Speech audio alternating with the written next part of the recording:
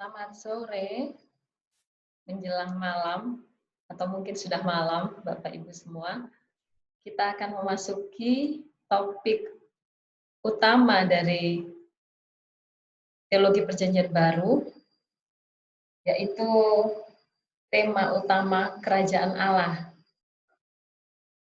Kerajaan Allah ini adalah tema yang diangkat oleh George Eldon Ladd untuk memayungi beberapa topik, subtopik yang ada di dalam Injil-Injil sinoptik. Nah, tema kerajaan Allah ini nanti akan menjadi pembahasan kedua setelah Yohanes Pembaptis yang baru saja kita lewatin pembahasannya. Dan pada bagian pertama ini akan dibahas mengenai definisi apa itu kerajaan Allah. Hakikat dari kerajaan Allah itu apa? Lalu pada pertemuan selanjutnya kita akan membahas mengenai mengapa sih kerajaan Allah itu perlu datang. Pada esok hari kita akan mengupas lagi sub-sub topik yang ada di dalam tema utama kerajaan Allah yang mencakup pembahasan mengenai masa baru keselamatan, atau kita bisa menyebutnya masa baru dalam kerajaan Allah. Kita akan membahas anugerah keselamatan itu atau anugerah di dalam kerajaan Allah. Lalu kita akan masuk kepada misteri kerajaan Allah. Apa sebenarnya arti misteri kerajaan Allah itu, rahasia kerajaan Allah itu? Lalu ada pembahasan mengenai kerajaan Allah dan gereja, apa hubungannya, apa perbedaannya. Lalu ada pembahasan mengenai etika kerajaan Allah. Hal-hal yang diatur di dalam kerajaan Allah itu juga akan dibahas di dalam topik ini. Dan selanjutnya ada 3 rangkaian pembahasan mengenai anak manusia, anak Allah, dan Mesias. Ketiga pembahasan ini sehubungan dengan tokoh utama di dalam kerajaan Allah, yaitu Yesus Kristus. Dia disebut sebagai anak manusia, disebut juga sebagai anak Allah, dan disebut juga sebagai Mesias. Ketiga sebutan dan ketiga nama itu akan dibahas secara berurutan pada satu hari tertentu, dan kita akan melihat perbedaan-perbedaan dari ketiga sebutan itu, dan mengapa ada 3 atau sebenarnya lebih, ada sebutan-sebutan lain yang bisa diangkat seperti sebutan kepada Yesus sebagai Tuhan. Namun yang akan kita bahas 3 ini, nanti bahasan tentang Tuhan itu akan ada di antara bahasan-bahasan ini. Lalu kita akan bicara tentang eskatologi sebagai akhir dari pembahasan mengenai Matius, Markus, dan Lukas. Lalu ada bahasan mengenai Injil Yohanes. Kenapa Injil Yohanes ini disendirikan pembahasannya, tidak disamakan dengan Matius, Markus, dan Lukas? Karena dari karakter suratnya, dia memiliki perbedaan yang cukup signifikan, sehingga di dalam pembahasan ini dia disendirikan. Walaupun memang akan ada hal-hal yang sama, tetapi ada perbedaan seperti terminologi yang digunakan, kemudian jumlah hari Paskah yang digunakan atau diangkat di dalam Injil Yohanes ini ada 3 kali Paskah dibandingkan dengan Injil sinoptik lainnya yang mengangkat satu tema Paskah, satu peristiwa Paskah. Lalu kemudian cerita-cerita pendek itu lebih mendominasi Injil sinoptik, sedangkan pidato-pidato yang panjang atau pembahasan percakapan yang panjang itu lebih mendominasi Injil Yohanes. Ada juga istilah-istilah yang tidak ada di dalam Injil Sinoptik dan yang digunakan di dalam Injil Yohanes. Seperti contohnya hidup kekal, tanda, logos, itu lebih banyak atau digunakan hampir hanya di Injil Yohanes saja daripada Injil Sinoptik.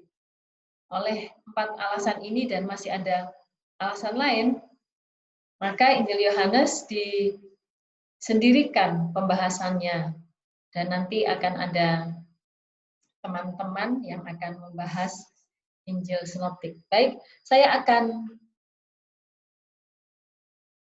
memberikan penjelasan mengenai kerajaan Allah. Saya akan share screen.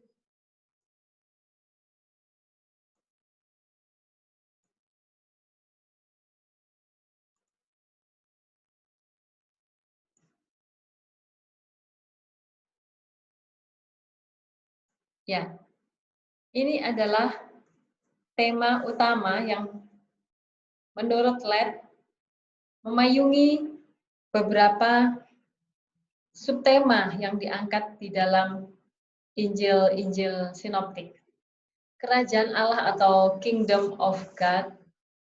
Apa sebenarnya kerajaan Allah itu? Semua pakar setuju bahwa inti pemberitaan Tuhan Yesus adalah kerajaan Allah. Bahkan dirinya adalah kerajaan Allah itu. Bapak Ibu bisa menyempatkan diri untuk membaca Markus 1 ayat 14 sampai 15, Matius 4 ayat 23 dan Lukas 4 ayat 21. Beberapa pendapat atau tafsiran tentang kerajaan Allah ini saya sebutkan saja Bapak Ibu karena ini bukan inti dari pembahasan kita hari ini tentang kerajaan Allah. Menurut Agustinus, sampai pada masa reformasi, kerajaan Allah itu diidentikan dengan gereja. Sedangkan Adolf von Harnack memahami bahwa kerajaan Allah itu adalah pemerintahan Allah yang terjadi di dalam diri seseorang. Jadi lebih bersifat eksistensial atau lebih bersifat subjektif. J. Wise memahami bahwa kerajaan Allah sebagaimana apokaliptik Yahudi, yaitu peristiwa eskatologi yang akan terjadi pada masa yang akan datang. Albert Schweitzer memahami kerajaan Allah sebagai eskatologi yang konsisten. Rudolf Bultmann memahami kerajaan Allah sebagai kedekatan dan tuntutan Allah kepada pribadi. Ini lebih bersifat eksistensialis atau subjektif seperti yang dipahami oleh Adolf von Harnack. Chadot memahami kerajaan Allah itu bersifat realized eskatologi atau menerobos di dalam sejarah. Nah, kata realized eskatologi ini seperti yang sudah pernah kita bahas sedikit di mata kuliah 1 dan 2 Korintus. Bagi Chadot, kerajaan Allah itu adalah eskatologi yang disadari atau eskatologi yang sudah terjadi dan menerobos di dalam sejarah manusia. Dia bukan hanya terjadi nanti di masa yang akan datang, tetapi dia sudah terjadi, sedang terjadi dan menerobos di dalam sejarah pengalaman manusia. W.G. Kumel memahami bahwa kerajaan Allah itu bersifat eskaton atau bersifat hadir di akhir zaman dan sudah datang di dalam diri Yesus saja dan bukan pada diri murid-murid. Yeremias memahami bahwa kerajaan Allah adalah eskatologi yang ada dalam proses realisasinya. Dispensasionalisme membedakan antara kerajaan Allah dengan kerajaan surga. Demikian beberapa tanggapan tentang apa kerajaan Allah, sebuah terminologi yang diangkat dari Injil Sinoptik sendiri. Nah, kita akan memahami terlebih dahulu pembahasan dari George Eldon Ladd, kerajaan Allah di dalam Yudaisme.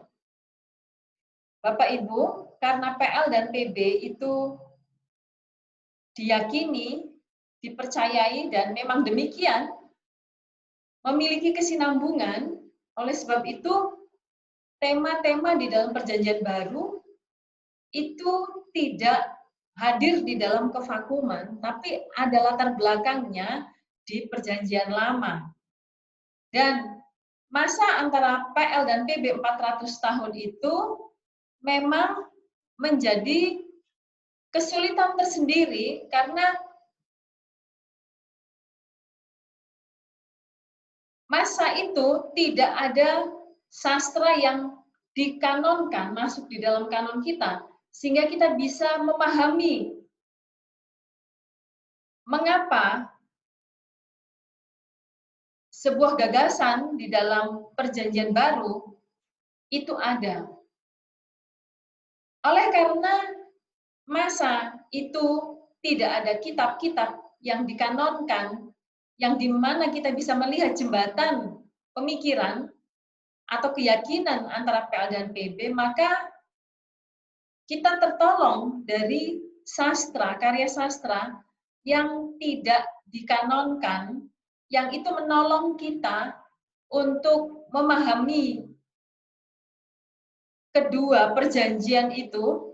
Kita mendapatkan jembatan pengetahuan dari dua masa itu melalui karya-karya sastra apokaliptik atau pseudepigrafa atau apokrifa yang bisa menolong kita memberikan link atau tautan di antara PL dan PB.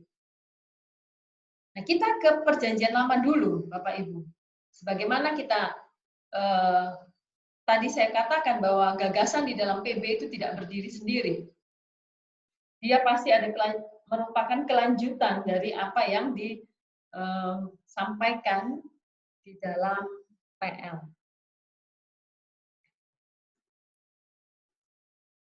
Idiom ini tidak ditemukan di Perjanjian Lama, Kerajaan Allah. Namun, gagasannya ada. Ini menuntut pada kesimpulan bahwa sementara Allah adalah Raja, ia harus menjadi Raja, yaitu ia harus menyatakan kerajaannya di dunia, manusia, dan bangsa-bangsa.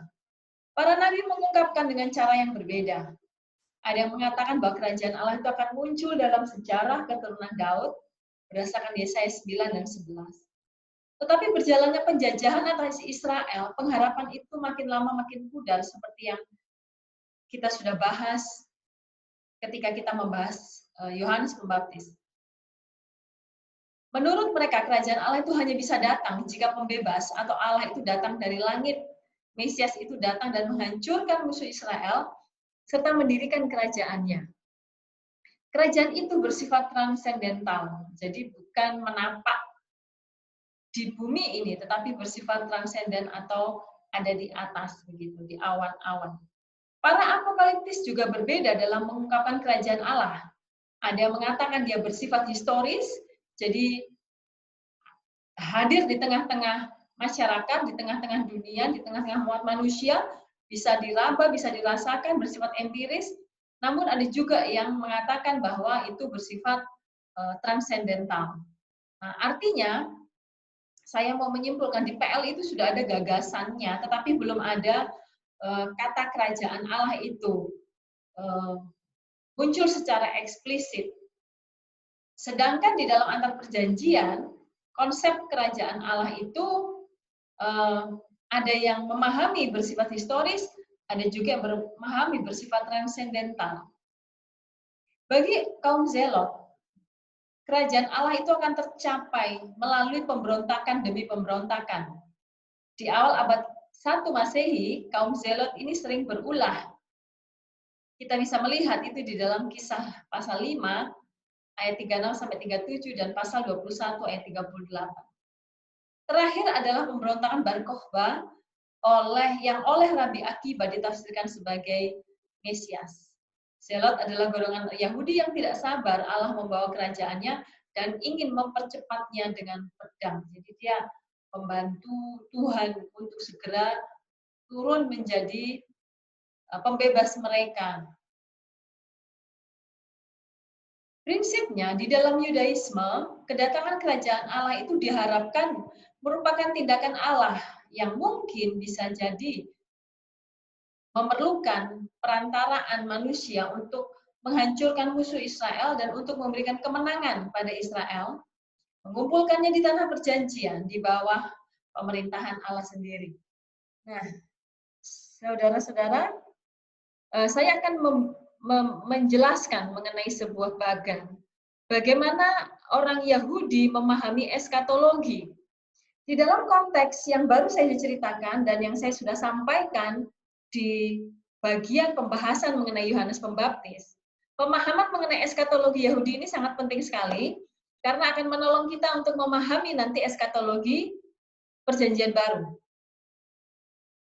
Orang Yahudi di dalam konteks penantian yang demikian, dalam situasi politik yang carut-marut dan kemiskinan yang melanda, dan mungkin mereka mengalami dilema apakah kami ini masih berstatus umat perjanjian, apakah kami ini harus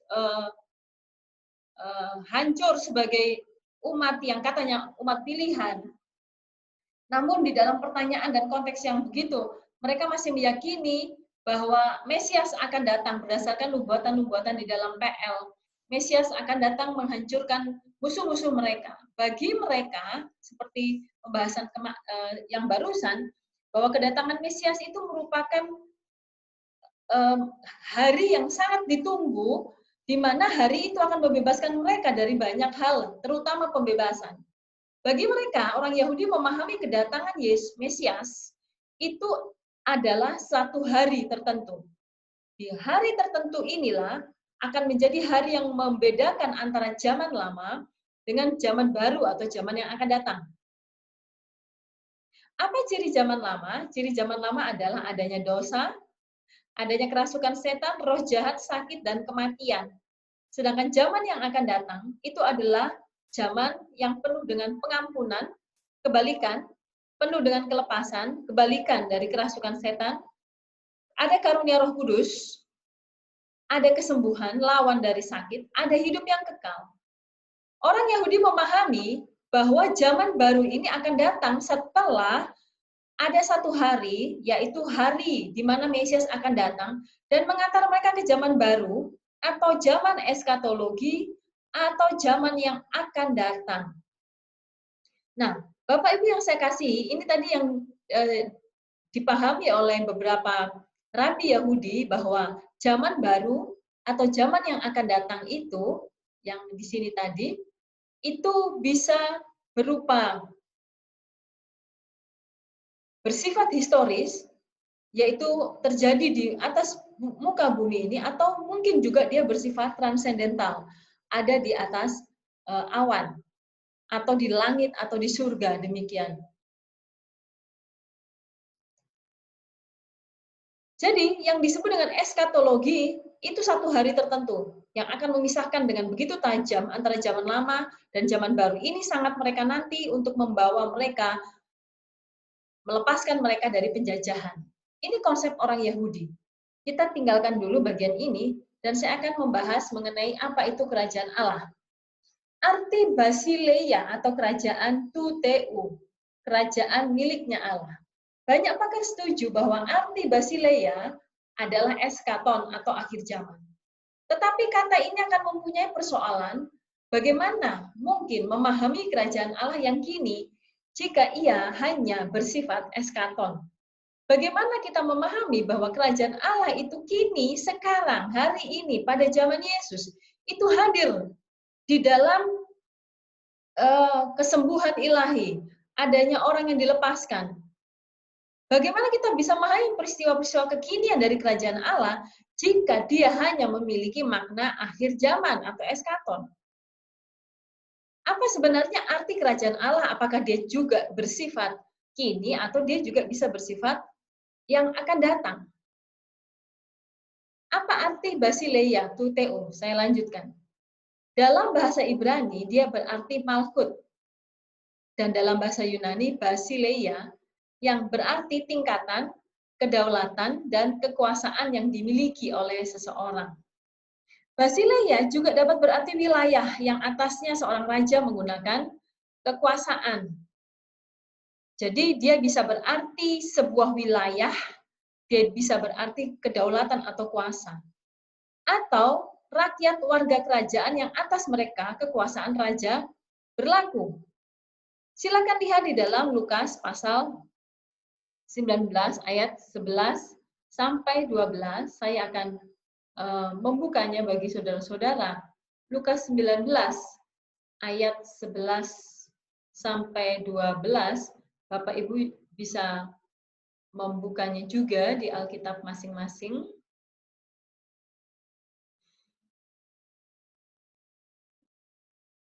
Ini adalah perumpamaan mengenai uang. Untuk mereka yang mendengar, dia di situ Yesus melanjutkan perkataannya dengan suatu perumpamaan, sebab ia sudah dekat Yerusalem dan mereka menyangka bahwa kerajaan Allah akan segera kelihatan. Maka ia berkata, ada seorang bangsawan berangkat ke sebuah negeri yang jauh untuk dinobatkan menjadi raja di situ. Dan setelah itu ia baru kembali. Kerajaan Allah bisa berarti, berdasarkan perumpamaan itu, bisa berarti menunjuk kepada rakyat dari warga kerajaan. Bisa menunjuk wilayah atau daerah. Bisa menunjuk kepada otoritas. Itu arti kerajaan Allah. Kerajaan Allah, ringkasnya, kerajaan Allah adalah pemerintahan Allah atas segala makhluk di surga, di bumi, dan di bawah bumi yang sudah ada dan yang akan ada. Ini juga mencakup berkat-berkat yang akan dirasakan oleh mereka yang menerima kerajaan Allah tertentu. Kerajaan Allah itu. Bapak Ibu, kerajaan Allah itu artinya adalah otoritas atau pemerintahan Allah atas wilayah surga, bumi, dan di bawah bumi, dan juga mencakup dimensi waktu yang sudah ada dan akan ada. Namun ini bukan hanya bicara masalah kuantitas, tapi ada kualitas di dalam kerajaan Allah, yaitu ada berkat. Berkat keselamatan, berkat pengampunan dosa, berkat pencurahan Roh Kudus, berkat hidup yang kekal, yang akan dirasakan oleh mereka yang menerima kerajaan Allah itu. Ini adalah arti atau definisi dari kerajaan Allah yang didapatkan dari memahami beberapa ayat-ayat, baik yang di Perjanjian Lama, ataupun yang ada di dalam Injil-Injil Sinoptik berdasarkan perkataan Yesus sendiri, sehingga ketika diringkas apa itu basileia toteu atau kerajaan Allah, demikianlah definisinya Bapak Ibu. Dalam Yudaisme akhir begitu. Dalam pengajaran Yudaisme maksudnya, akhir dari kerajaan Allah adalah berarti pemerintahan Allah atau kedaulatan Allah. Nah, karena di atas telah dijelaskan bahwa Allah sudah jadi raja dan akan jadi raja, maka ini adalah kunci memahami persoalan Injil tentang kini dan akan datangnya kerajaan Allah. Jadi di Perjanjian Lama itu Bapak Ibu ada beberapa teks yang menunjukkan bahwa Yesus itu sudah menjadi raja dan akan menjadi raja. Dia bukan akan menjadi raja nanti ketika akhir dari segala sesuatu, tapi dia sudah menjadi raja dan dia akan menjadi raja. Ada sifat already but not yet, sudah tapi belum.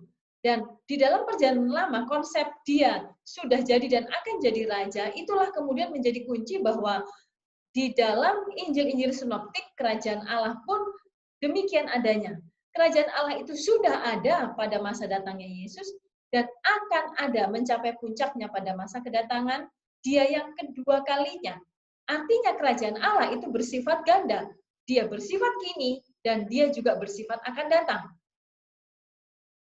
Sekali lagi, apa itu kerajaan Allah? Dia bicara tentang pemerintahan Allah atas segala makhluk di surga, bumi, dan di bawah bumi, bicara tentang wilayah dan dalam dimensi waktu, dia sudah ada dan akan ada. Dan bukan hanya itu, dia juga mencakup berkat-berkat yang akan dirasakan oleh mereka yang menerima kerajaan Allah itu. Nah, konsep ini yang menerima berkat-berkat kerajaan Allah ini sama dengan konsep Yahudi tadi, bahwa di zaman yang akan datang atau di zaman pemerintahan Allah nanti, itu mereka akan mendapatkan berkat-berkat yang merupakan kebalikan dari apa yang mereka rasakan di bumi atau di zaman yang lama itu. Ada istilah lagi, yaitu kerajaan surga. Apa bedanya kerajaan Allah dengan kerajaan surga? Istilah ini hanya ada di Injil Matius dan digunakan secara bertukar tempat dengan kerajaan Allah. Di dalam bahasa Semit, surga adalah pengganti nama untuk nama ilahi, sebagaimana di dalam Lukas 15 ayat 18.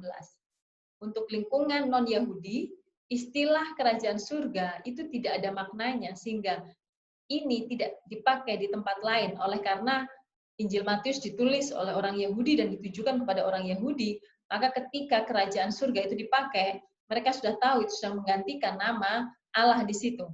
Nah, itu hanya diketahui oleh orang-orang Yahudi. Idiom kerajaan surga identik dengan idiom kerajaan Allah. Nah, konsep kerajaan surga, istilah kerajaan surga itu tidak punya arti apa-apa bagi orang-orang non-Yahudi. Sehingga Matius maupun Lukas tidak menggunakan idiom kerajaan surga, tetapi menggunakan kerajaan Allah. Oleh karena surat ini ditujukan bukan kepada orang-orang Yahudi. Nah, kita akan pergi ke eskatologi perjanjian baru. Tadi kita sudah membahas eskatologi Yahudi yang bersifat bahwa kerajaan Allah atau kedatangan Mesias itu terjadi pada satu hari tertentu.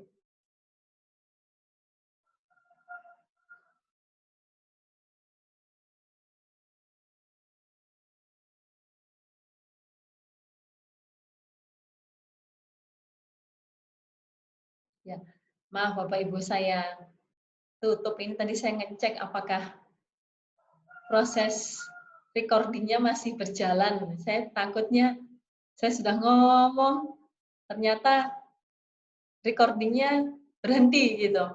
Ternyata tidak, dia masih berjalan. Saya lanjut lagi ya Bapak Ibu.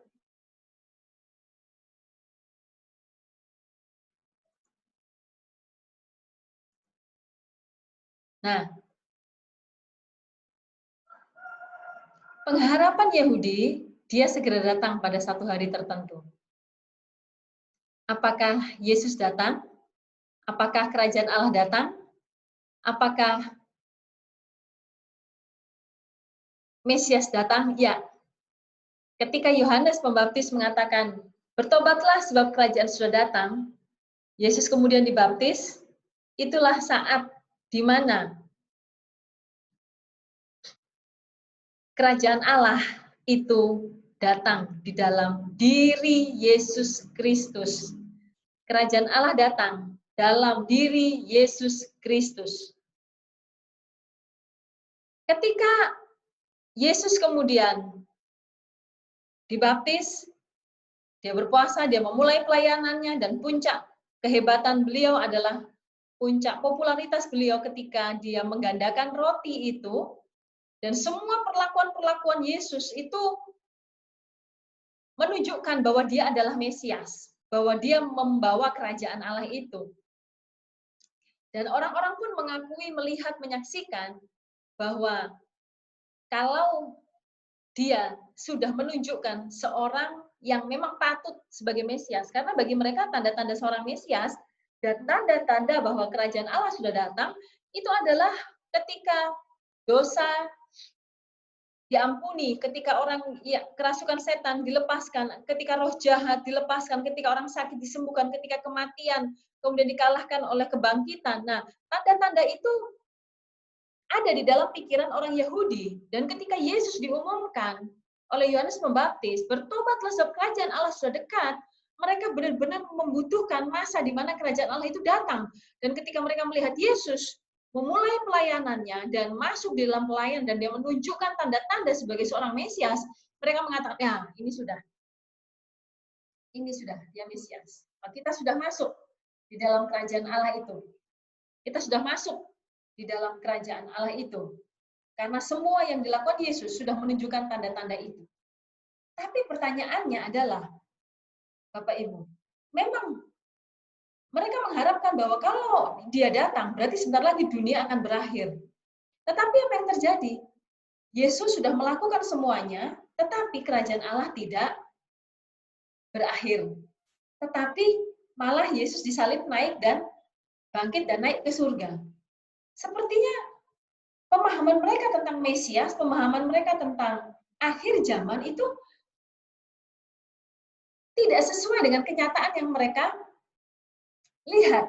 Memang betul Yesus membawa semua tanda-tanda bahwa dia adalah Mesias itu, dan mereka pun menyaksikan bahwa masa-masa di mana Yesus hidup itu seperti tanda-tanda bahwa ya memang kerajaan Allah sudah dekat, kerajaan Allah sudah datang.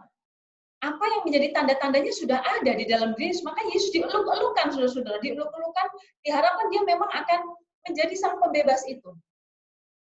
Namun, apa yang terjadi ketika kemudian Yesus bangkit naik ke surga, zaman ini belum berakhir. Nah, Bapak Ibu yang saya kasih, saya mau supaya Bapak Ibu tidak bingung, kalau saya menggunakan istilah kerajaan Allah sudah dekat, atau maaf, kerajaan Allah, waktu saya menggunakan eskatologi, itu sama. Kedatangan Mesias itu menunjukkan masa yang sama. Karena bagi orang Yahudi, kedatangan Mesias itu sama dengan kedatangan kerajaan Allah, dan itu sama dengan eskatologi atau akhir zaman dimulai. Ingat ya, latar belakang yang saya sampaikan di video sebelumnya, bahwa eskatologi itu mereka nantikan, akhir zaman mereka nantikan sebagai cara di mana mereka bisa terlepas dari konflik politik, penjajahan, dan tekanan hidup dan kondisi kerohanian yang tidak menentu pada waktu itu. Jadi hanya dengan akhir zaman, hanya dengan Allah datang, hanya dengan Mesias datang, maka segala sesuatunya berakhir.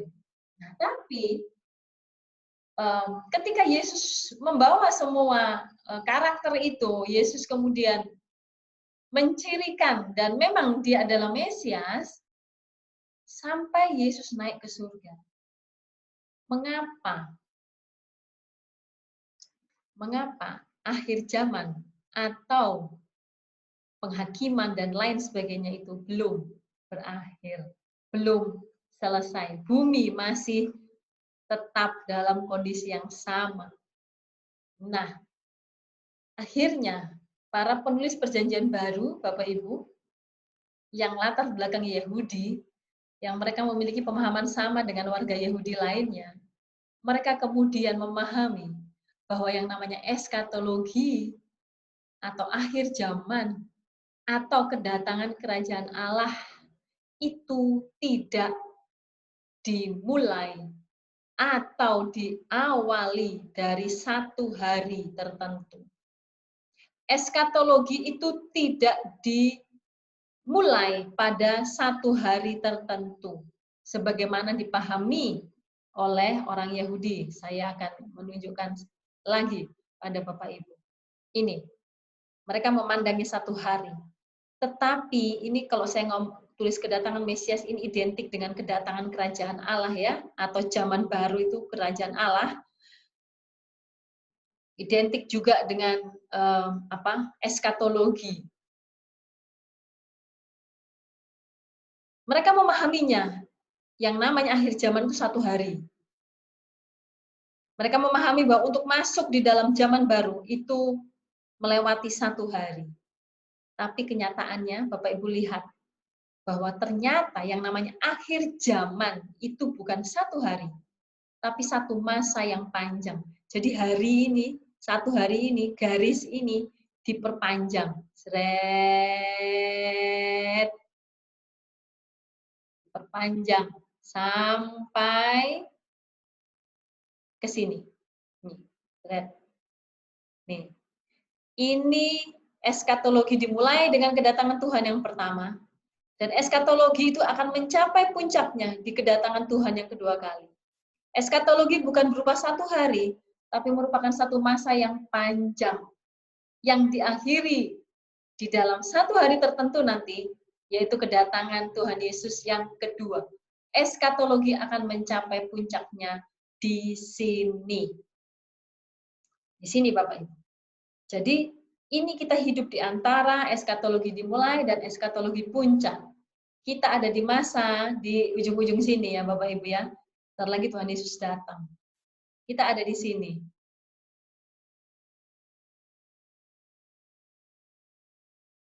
Nah, artinya ada perubahan konsep eskatologi yang dulunya eskatologi Yahudi memandang 1 hari tertentu kedatangan Tuhan, namun kemudian sekarang 1 hari itu dielaborasi, diperluas. Apakah perluasan ini hasil pikir manusia? Tidak. Ini kenyataan yang sedang terjadi.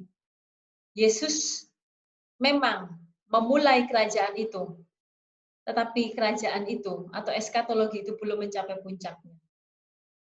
Nah, tadi Bapak Ibu lihat zaman lama, kemudian zaman baru, tapi kemudian dielaborasi hari itu menjadi zaman yang panjang, menjadi masa yang panjang. Eskatologi itu merupakan 1 masa yang sudah dimulai di sini dan diakhiri di sini, dan disinilah zaman yang akan datang. Ini zaman yang disebut zaman pertentangan. Karena apa? Ternyata berkat di dalam diri Yesus, berkat-berkat zaman yang akan datang, yang seharusnya diterima di sini tadi, ini kalau garisnya antara kanan dan kiri ini mepet ya, itu akan tidak ada jeda sama sekali. Nah ini sekarang dielaborasi, seharusnya zaman yang akan datang ini berkat-berkatnya ya dimiliki di zaman yang akan datang. Tapi oleh karena di dalam diri Yesus, Yesus yang datang dari zaman yang akan datang, itu berkenan masuk ke dalam masa kini, di dalam sejarah umat manusia, yang seharusnya pengampunan, kelepasan Roh Kudus, kesembuhan hidup kekal itu merupakan berkat zaman yang akan datang. Di dalam diri Yesus, berkat kerajaan Allah, berkat zaman yang akan datang, berkat eskatologi sudah masuk di sini. Yesus membawa pengampunan, Yesus membawa kelepasan, menggantikan kerasukan. Yesus membawa Roh Kudus untuk menggantikan kuasa jahat. Yesus membawa kesembuhan untuk menggantikan kesakitan. Yesus membawa hidup yang kekal, menggantikan kematian. Tetapi masa ini masih merupakan masa pertentangan di mana berkat-berkat kerajaan Allah, tadi ingat dimensi dari kerajaan Allah itu juga bicara tentang berkat-berkat. Berkat-berkat ini sekalipun sudah dicurahkan di masa ini, tetapi ingat, masa ini masih juga dikuasai oleh zaman yang lama. Jadi di zaman pertentangan ini, ciri zaman yang lama masih ada, dan ciri zaman yang baru sudah ada masuk di sini. Kita masih melakukan dosa, tetapi pengampunan itu sudah kita terima ketika kita terima Tuhan Yesus sebagai Tuhan dan Juru Selamat, dan kita selalu minta ampun atas setiap dosa kita. Seharusnya pengampunan itu kita terima di sini. Ketika Yesus datang kedua kali, kalau kita tidak memiliki pemahaman seperti ini, tapi pemahaman Yahudi, maka pengampunan itu baru akan diterima di masa penghakiman nanti. Ketika dia datang sebagai hakim. Seharusnya berkat zaman yang akan datang itu baru akan kita terima. Nanti ketika dia datang, orang yang kerasukan ya sudah kerasukan saja. Pada akhirnya mati di dalam kondisi kerasukan. Tetapi di dalam diri Yesus, Yesus datang membawa kelepasan. Apakah masih ada orang kerasukan? Saat ini masih ada. Sekarang dia datang membawa Roh Kudusnya. Apakah roh jahat masih berkuasa? Masih, karena zaman lama ini masih ada di zaman ini. Demikian juga kita sudah disembuhkan, tetapi kita masih bisa sakit. Ketika kita percaya Tuhan Yesus, kita mendapatkan hidup yang kekal. Tetapi ingat, kita masih mengalami kematian, walaupun hidup kekal sudah kita terima.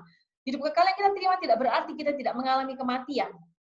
Nah, ini yang disebut dengan already but not yet. Sudah.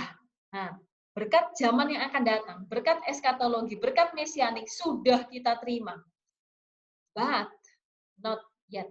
Tapi belum. Apa yang belum? Yang belum adalah belum mencapai puncaknya.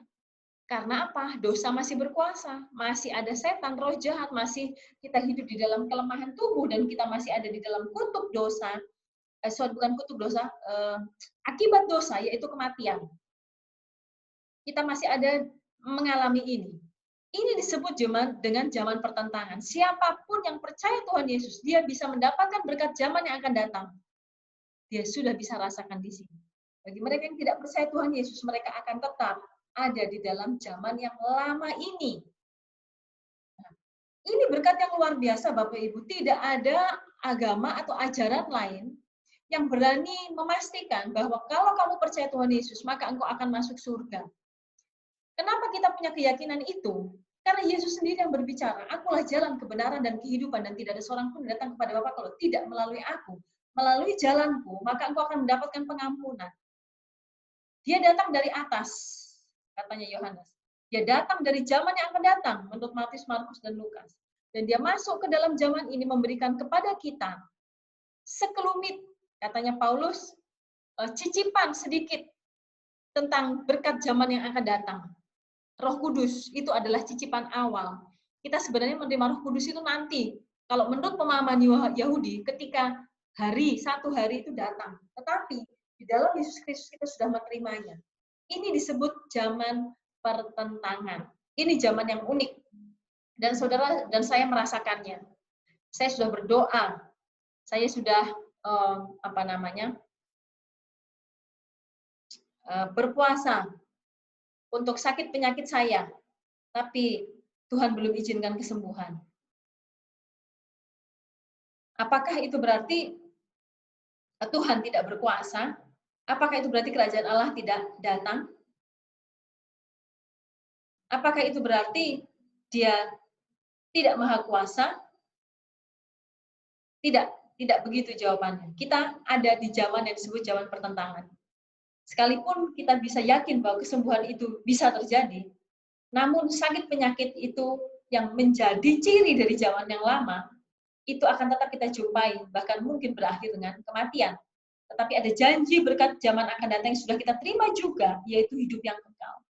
Makanya tidak perlu takut mati karena hidup kekal itu diberikan kepada kita. Keyakinan itu sudah diberikan kepada kita sebelum Yesus datang yang kedua kalinya. Ada kepastian di dalam Yesus Kristus. Akhirnya eskatologi adalah masa yang sangat panjang. Dimulai dari kedatangan Tuhan Yesus yang pertama dan mencapai puncaknya pada kedatangan Dia yang kedua kalinya. Ini disebut dengan already but not yet. Ini eskatologi yang nampak sekali dalam seluruh tulisan perjanjian baru. Perjanjian baru mulai dari Matius sampai kitab Wahyu.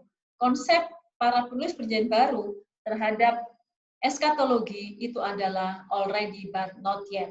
Jadi kalau kita sebut apakah kita sudah ada di masa eskatologi, jawabannya adalah iya. Kita eskatologi, perjanjian baru, eskatologi Kristen itu sudah terjadi dan akan mencapai puncaknya nanti. Puncaknya adalah ketika dia datang bukan sebagai bayi lagi, bukan sebagai juru selamat lagi, tapi dia datang sebagai raja dan hakim untuk menghakimi mereka yang sudah diberi kesempatan untuk menerima berita kerajaan Allah itu.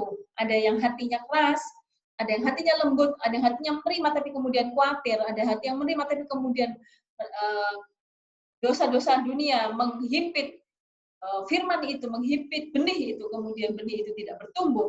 Tetapi ada banyak orang yang punya hati seperti tanah yang subur itu.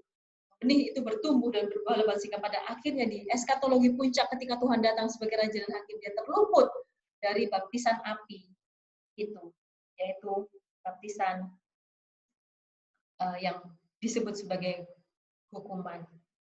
Nah, oleh sebab itu akhirnya kerajaan Allah itu bersifat dualisme. bersifat nanti dan masa kini. Kerajaan Allah sebuah dualisme. Dia bersifat eskatologi.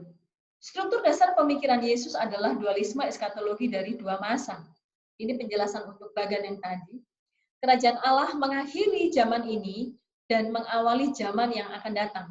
Basileia dapat menunjukkan manifestasi atau kedatangan pemerintah rajani Allah maupun alam eskatologi di mana pemerintahan Allah itu bisa dinikmati. Beberapa idiom yang sama dengan kerajaan Allah adalah hidup yang kekal dan masa yang akan datang. Jadi kalau Bapak Ibu ketemu di Alkitab ada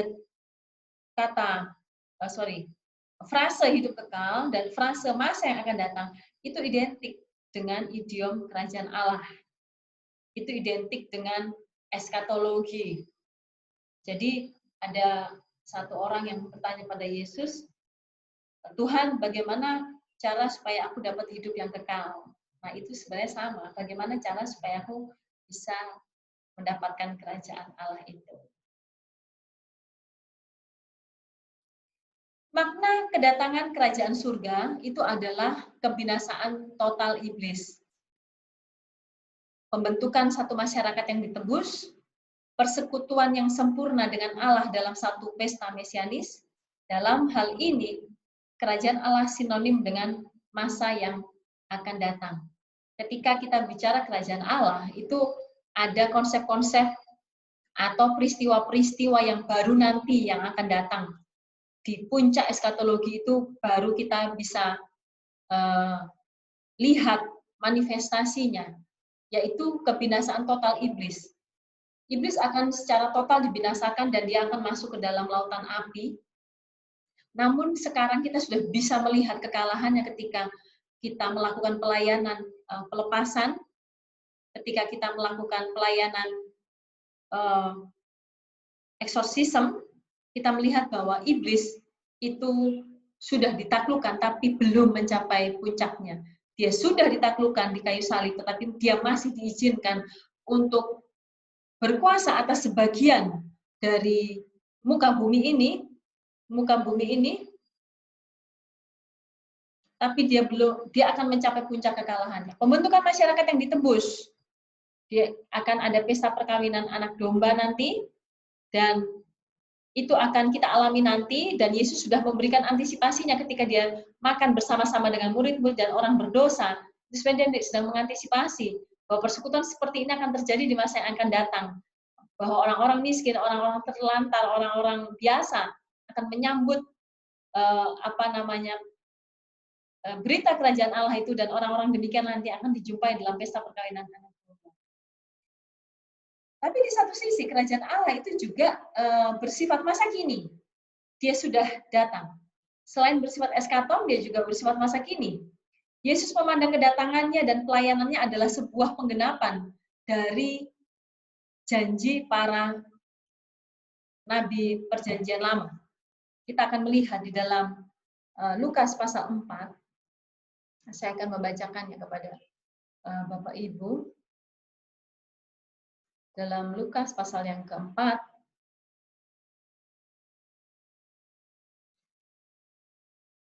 kita awali dari ayat yang ke-16 ya. Ia datang ke Nazaret tempat ia dibesarkan, dan menurut kebiasaannya pada hari Sabat ia masuk ke rumah ibadat, lalu berdiri hendak membaca dari Alkitab. Kepadanya diberikan kitab Nabi Yesaya, dan setelah dibukanya ia menemukan nas di mana ada tertulis, Roh Tuhan ada padaku, oleh sebab ia telah mengurapi aku untuk menyampaikan kabar baik kepada orang miskin, dan ia telah mengutus aku untuk memberitakan pembebasan kepada orang-orang tawanan dan penglihatan bagi orang-orang buta, untuk membebaskan orang-orang tertindas, untuk memberitakan tahun rahmat Tuhan telah datang. Kemudian ia menutup kitab itu, memberikannya kepada para pejabat, lalu duduk, dan mata semua orang dalam rumah ibadat itu tertuju kepadanya. Lalu ia memulai mengajar mereka, katanya, pada hari ini juga genaplah nas sewaktu kamu mendengarnya. Secara implisit Yesus sedang menyatakan, akulah sang pembebas itu. Roh Tuhan sudah ada padaku, dan aku akan bertindak sebagai pembebas untuk memberitakan pembebasan itu pada tawanan dan penglihatan bagi orang buta dan bagi orang tertindas, dan untuk memberitakan tahun rahmat Tuhan telah datang. Artinya apa? Yang dinanti-nantikan, yang eskaton, yang akan datang itu sudah ada di dalam diri Yesus saat Yesus mengucapkannya. Ini sifat kekinian. Ini sifat dari already-nya kerajaan Allah itu. Pengusiran setan dan perkataan Yesus dalam Matius 12 ayat 28 sampai 29 merupakan bukti bahwa kerajaan Allah sudah datang. Nah, ini adalah satu pelayanan Yesus yang menjadi ciri khas, yaitu pengusiran setan, adalah mujizat yang paling khas karena menunjukkan bahwa kerajaan Allah sudah tiba. Ingat bahwa dunia ini dikuasai oleh iblis. Dunia ini dikuasai oleh iblis, tetapi iblis tidak maha kuasa. Kedatangan Yesus adalah untuk menjadi penghubung. Kerajaan Allah itu menghubungkan antara manusia dengan Allah. Hubungan itu rusak di Taman Eden. Dan keselamatan itu intinya adalah pemulihan hubungan. Dan pemulihan hubungan sudah dimulai sejak dia berkata, "Hai Adam, di manakah engkau?" Dan terus Allah berinisiatif untuk memulihkan hubungan. Dan puncaknya adalah ketika Yesus datang yang kedua kalinya. Nah, pengusiran setan adalah satu mujizat yang paling khas yang menunjukkan bahwa kerajaan surga, kerajaan Allah itu sudah tiba untuk mengusir dia yang berkuasa itu. Jadi ini satu hal yang bagus sekali, pengusiran setan itu membuktikan bahwa kerajaan Allah itu bukan konsep. Kerajaan Allah itu bukan rekayasa penulis-penulis Alkitab. Kerajaan Allah itu memang nyata, dan kita sekarang sebagai pemberita-pemberita kerajaan Allah, kita sendiri merasakan bahwa ketika kita mengusir setan, dan setan keluar, dan orang itu dipulihkan, dimenangkan kembali, dia menerima Tuhan Yesus sebagai Tuhan dan Juru Selamat, itu tidak bisa dilakukan oleh ilmu pengetahuan, tidak bisa dilakukan oleh perdukunan, itu tidak bisa dilakukan oleh siapapun, kecuali hanya kerajaan Allah yang menembus sejarah umat manusia di dalam Yesus Kristus, itu yang bisa membebaskan manusia itu dari setan. Dua ayat ini terletak inti teologi dari kerajaan Allah. Kerajaan Allah dalam ajaran Yesus memiliki manifestasi yang ganda, yaitu pada akhir zaman, dia akan membinasakan iblis, dan dalam misi Yesus, dia akan mengikat iblis. Sebaiknya kita juga membaca Matius pasal 12 ayat 28. Kita akan buka sama-sama dalam Matius 12 ayat 28. Tetapi jika aku mengusir setan dengan kuasa roh Allah, maka sesungguhnya kerajaan Allah sudah datang kepadamu. Kuasa roh datang, kuasa iblis pergi. Kuasa iblis pergi, kuasa roh Allah datang. Ini adalah sifat already dari kekalahan iblis. Yang belum adalah puncaknya. Ini masih pengusiran dari seseorang yang dirasuk.